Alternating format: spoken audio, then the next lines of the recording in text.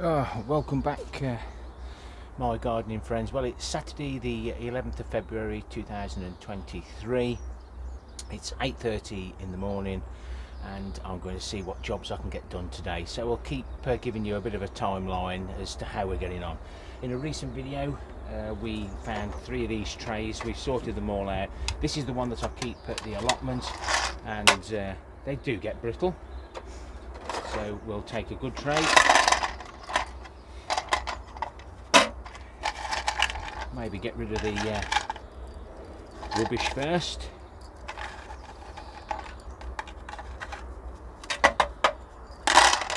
Start fresh. Again, we've got another blue one that's got damage. Maybe they don't like the light.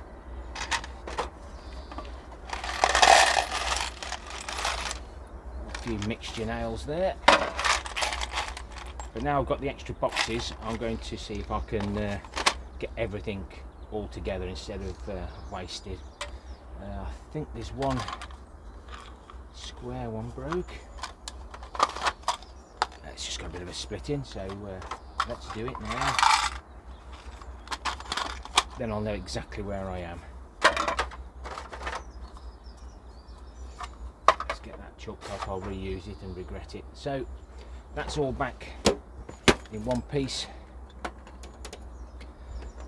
This is quite a decent box actually, just needs a few edges straightening up, a bit of battering, and I can reuse that. I'll take that back home and see if we can get everything in. So that's another little job done.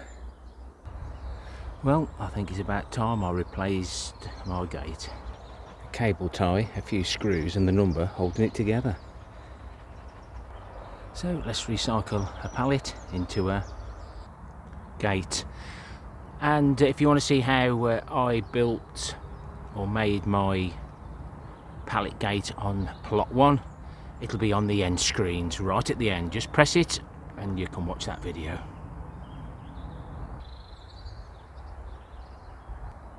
It's now 9:30 and here's some of the other trays that we found that I may have mentioned in a previous video. I went back and there's only 2 of these square ones, and I think both of them have split. But they're ideal trays to put your screws, nuts, bolts when you're dismantling anything. And for some unknown reason there was a roll of weed control fabric there as well. I don't personally use it myself, because if we put the wood chips in deep enough, the weeds don't grow, and when they do, they're easily pulled out. In a previous video we gave the fruit bushes some log ashes, not the blueberries. I want to see if the blueberries come back or not, but they don't do well in here. Might be the soil, and as you can see I've scattered a bit of log ash on there. They won't like that, so I'm going to get the weed membrane up here. That's the last bit of weed membrane I've got. If I don't get this up, if I get some wood chips, I've got nowhere to put them, and I'd like to get this all tidy and clean, ready for spring. So let's have a little look at the leaf mould as it is. Wood chips, shall we say, and there's all sorts in here. Stones as well. And when this is actually sifted, it does make nice material. And of course, if we spill our compost in the paths and drop weeds in the path, it just gives those worms something nice to eat. But I don't like this stuff, because it does fray. You can burn it on the edges and what have you, but no need on my allotment, because I took the time early on to clean it right up. So let's get cracking.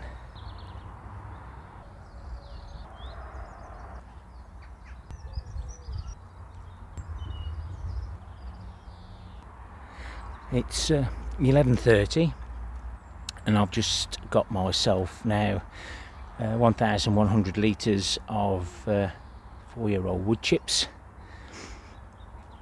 So that's an hour and a half. I think if you work out that how much your compost would cost, then well worth doing.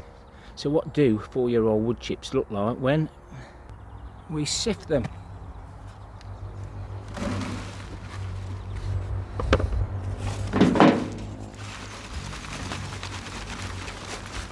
It's nice now that it's ground's dried out and all the frozen material's gone.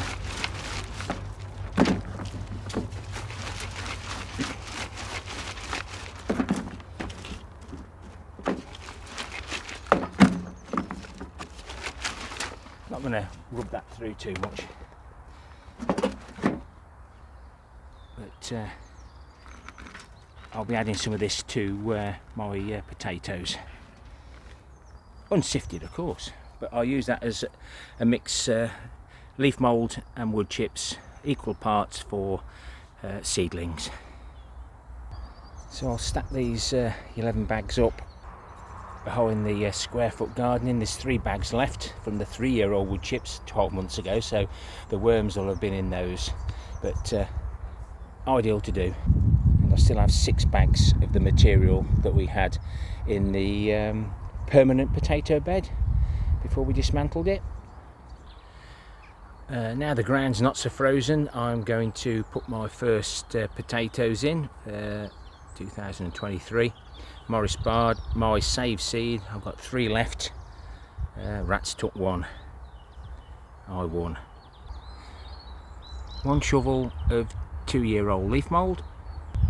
1 shovel the found compost with the perlite in. 1 shovel of the found compost cocoa coir. 1 shovel full of 3-year-old wood chips, and 2 shovels of my homemade compost that we made this time last year. Mixed and then added to the Spider Farmer cloth pot. This is its 2nd year and 4th use. Nice little layer in the bottom. Add the 3 potatoes to that mix, which we've added a nice handful of chicken manure pellets because I haven't got my own well rotted manure at the moment. And not forgetting the label. The links to this Spider Farmer equipment I use are in the description below. No more chicken manure pellets above the potatoes because roots go down, and we'll be feeding from the top with some liquid manure and etc. later on. And those potatoes will be going under the Spider Farmer grow lights at home, just to keep them warm. A bit cold at the moment. Last frost here in the Midlands is end of May. So right, we need to get these 2 beds topped up. These where we tried the peas. These beds have sunk down because they're reasonably new. So let's get on this and we'll pause and record again. Nice bit of fresh manure, full of lovely red wrigglers. Some sticks. Just a thin layer. Not sure what we're planting here at the moment, but of course, as you know, you don't want to be adding manure to your beds where you've got root crops, so just be mindful of that. Next layer. So we now have equal parts of leaf mould, wood chips, the compost with the perlite in, the cocoa coir, and 2 parts of the soil from out the bed in the polytunnel. To mix it all in together. We'll get some gloves on. You get more debris out of shop bought material. Just check the time. It is now 11:30. And we continue with that mix until the bed's full. Wood chips and leaf mould will give your mix good moisture retention. And of course, it wouldn't be the same if we couldn't just level everything out. Not like a bowling green. We don't like to compact it. We don't want the worms being flattened. I do like a nice flat bed.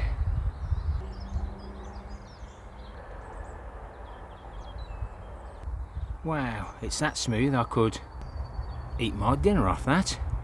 It's 12 o'clock. So it's time to harvest a few vegetables, and as you can see there, sprouts are still looking good, so we'll take those too. Some of the smaller ones are a little bit fiddly, but if you take the tops out, they hold a bit better, and then as you can see there, some are blowing, but taking the tops out helps to stop them blowing, and somebody did say that the ones that are blowing are quite nice and cook better, so waste not, want not. Let's move on to the carrot bed, protected with the cardboard to keep the moisture out, so if it freezes we can get them out. And then we have a thick layer of cocoa coir. He was going to say to stop them going rotten.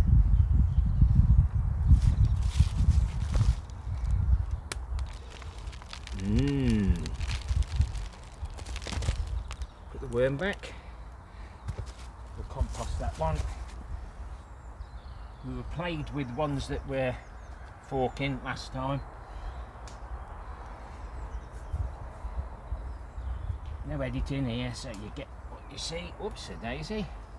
Tell you, some of these carrots would be ideal for moulding. Something even that size might do. And we'll take another row out, which I'll bore you to death.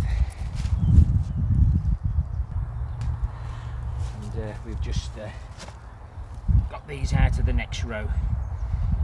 They're all pretty good, few holes in them. Soon cut them out.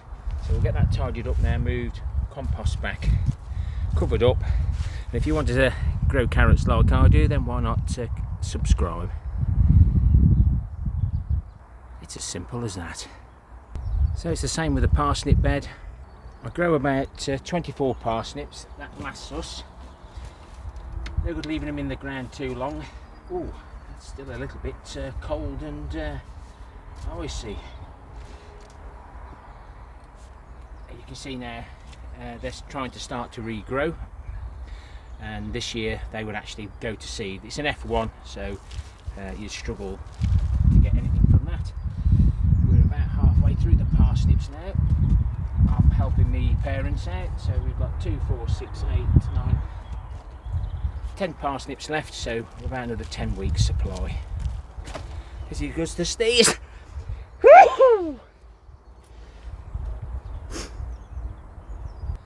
I'll grab hold of a Swede. I haven't done too bad, but we do like a few chunks on our Sunday dinner. And something we haven't mentioned for a while, Jerusalem artichokes. Oh dear. That was planted on the 28th of the 12th, 21. That one was planted on the 30th of the 3rd, 22. And the label's turned around on that one. That one looks like it's grown a bit. This was sown on the 2nd of November. So as I was harvesting them, I was replanting 1 or 2. So I'll tip that bucket out, but I think they're going to be rotten. We'll have a look at that one. But this one looks a bit more hopeful. I've tipped the other 2 containers out, let it dry out a bit, and if there's any little roots there, they might grow, and I can then pot them up, because these are terrible for taking over your growing spaces. Let's hope there's something in here so I can save for seed and replant right now. Very happy I've still got some seed. So I planted one of these in that bucket. You get a wonderful return from that little container that used to have tarmac in. These are the ones that I would normally like to harvest, bite-sized, without the soil of course. Straight into my lunchbox. Miss those. As like I say, they do get out of control. They're very tasty, and of course they give you wind. That's why they're called artichokes. So we'll pick the best. The ugliest will go back into some pots, and always reuse the soil. They'll grow in anything, but I will add some chicken pellets, chicken manure pellets. So I've saved a few over there. That I'm going to keep, but as you can see now, the shoots, it's just started to go green. It won't be long before that's away. So I'll just move things about. We'll get these planted up into 4 of those containers. As you can see, lots of holes in the bucket. How to plant Jerusalem artichokes. Done. Job done. And when I said they'd grow in absolutely anything, I'm absolutely sure Jason and Colleen from Clive's Conundrum Garden is thinking, bucket of stones. That'll be another video, guys. Don't know what I'd do without this sink.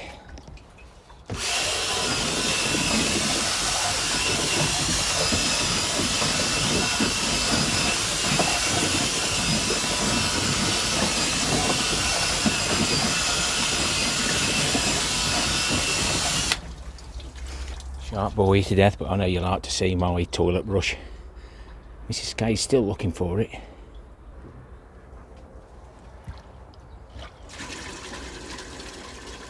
All the dirty water now goes into the dustbin.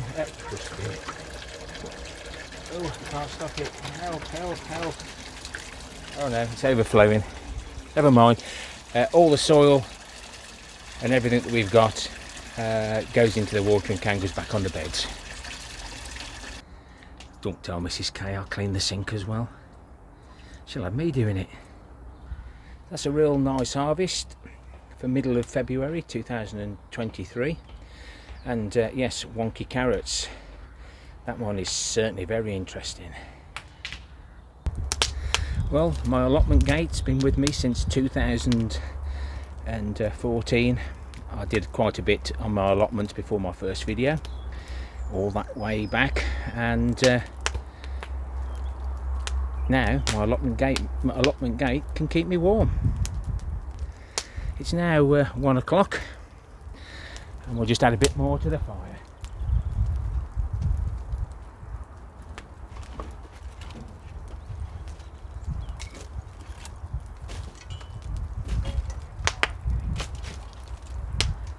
If you found this video interesting, please consider subscribing, or my followers, hit that like button or dislike for the interaction, and as always, leave me a comment.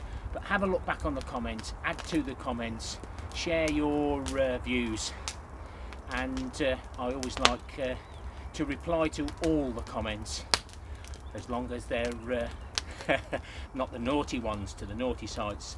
And thank you to everyone who reports those. I've made quite a few of you, getting warm, quite a few of you who comment regular, the powers to do that, and there's a few of you now who are senior people. I found that that's changed now, especially if I start doing live videos in the future. Happy gardening to you all. Till next time, my friends. On a chilly, windy day, well, not windy day, but wind chill from our allotments. Ta-ra for now.